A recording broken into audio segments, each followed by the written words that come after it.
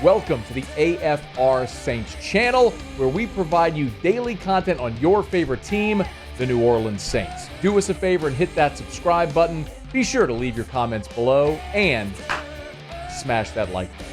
Who dat?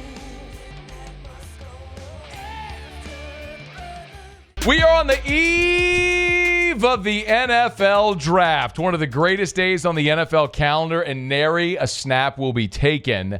But it is customary on the day before the NFL draft that general managers always have their pre-draft press conference. Now, I, for one, personally think this is a foolish exercise. You go through months and months and months and months of pro days and senior bowls and combine and talent evals and one-on-one top 30 visits, and you do medicals and combines and everything, and you get your draft board and you have your strategy and you make preliminary phone calls about trades, and you put together your entire draft strategy, and the day before the draft, they're like, let's have a press conference so you can tell everybody what you're going to do. Who's going to say anything? Ain't nobody going to say anything. They never do in the pre-draft press conference. Only after the draft do you actually start to get some answers, but here's an opportunity for our good friend Gumsmackin' Mick to go stand there in front of a microphone and cameras, which he is yet to do for more than a week now since the Derek Carr injury news first surfaced, and mum has been the word from everybody within the Saints organization and, of course, from Derek Carr, except for when he's doing his car reviews. Dynamite job, by the way, reviewing a $500,000 Rolls Royce, you freaking dope. While everyone's sitting there wondering if you're ever going to play again, you're out there doing a car review on anyway, let me not go down that path. Naturally, in his opening statement, Gumsmackin' Mick decided, let's go ahead and get ahead of the question. And in the opening statement of the pre-draft press conference, Mick would address Derek Carr. Yeah, look, appreciate y'all being here. I understand that you've got a lot of questions about the draft, but first I want to hopefully answer the questions about Derek Carr. He does have an issue with his shoulder. We're hoping to get some resolution and clarity on that in the near future, and when we do, I'll report back to you. Otherwise, I don't have anything more to state about Derek, but I'm open to any pre-draft questions that you might have. Okay. You might imagine that a good reporter, their job is to ask necessary questions. And there are an abundance of questions about Derek Carr. Namely, look, the first one out the chute was about the nature of the injury. Yeah, I'm just not going to answer any more questions about Derek. I mean, this is a pre-draft. If you have questions about the draft, then I'm more than happy to answer those. But in terms of the roster and Derek, I'm not going to answer any more questions about that today. By the way, shout out to Andre Johnson on Twitter, who did a mashup of Mickey Loomis his answer every time he was asked about Derek Carr. This is shades of Marshawn Lynch. I'm just here so I don't get fined. This is 57 seconds. This is nearly a minute straight of nothing but Gumsmackin' Mick, like with a shield, just playing defense against every single Derek Carr question. Here you go. Hopefully answer the questions about Derek Carr. He does have an issue with his shoulder. We're hoping to get some resolution and clarity on that in the near future, and when we do, I'll report back to you. Otherwise, I don't have anything more to state about Derek, but I'm open to any pre-draft questions that you might have. I'm just not going to answer any more questions about Derek. I mean, this is a pre-draft. If you have questions about the draft, then I'm more than happy to answer those. But yeah, again, I'm not going to answer any questions about Derek at this time. Yeah, again, this is a pre-draft press conference. I'm not going to answer any questions like that. We got a lot of time between now and the season. Do you want me to say that I'm not going to answer that right now, or do you want me to wait after your question? Yeah, I'm gonna say the same thing here. This is for a pre-draft press conference. It's not for those questions. Okay. Hopefully. So this was if you got it there, according to Mickey, let's 57 straight seconds. By the way, come on, Andre. Help your boy out. Mono, not stereo. Like, what are we doing here? Come on. So that's why you only heard it in one channel, or some of you didn't hear it at all. Anyway, come on. Help your boy out. Anyway, 57 seconds of Mick not answering anything about the draft. I'm sorry, about Carr. 57 seconds mashed up of Mickey Loomis refusing to answer questions about Carr because this is a pre-draft press conference. He's there to answer questions about the draft, right? That's why he's there. Oh, but he had enough time to answer a question about Chris Olave and Trevor Penning's fifth-year option. Actually, I'll give you that. Here's the carrot. So we are going to exercise the option on Chris, and we're not going to exercise the option on Trevor, but that doesn't mean we don't love Trevor and expect him to be part of our team going forward. Hey, Muse, are Chris Olave and Trevor Penning part of this year's draft? No, they're not.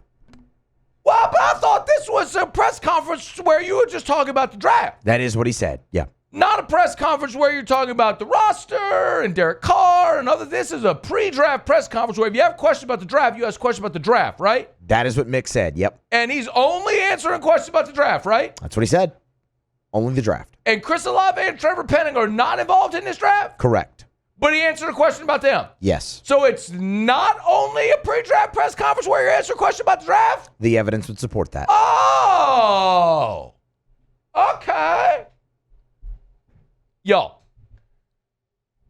if you blindly accept this is a pre-draft press conference and we're only accepting questions about the draft, then tomorrow after the first round, when somebody inevitably will ask Mickey Loomis, the general manager of this professional sports franchise, about Derek Carr, he's going to say, this is a post-first round draft press conference. I'm only here to answer questions about the first round of the draft.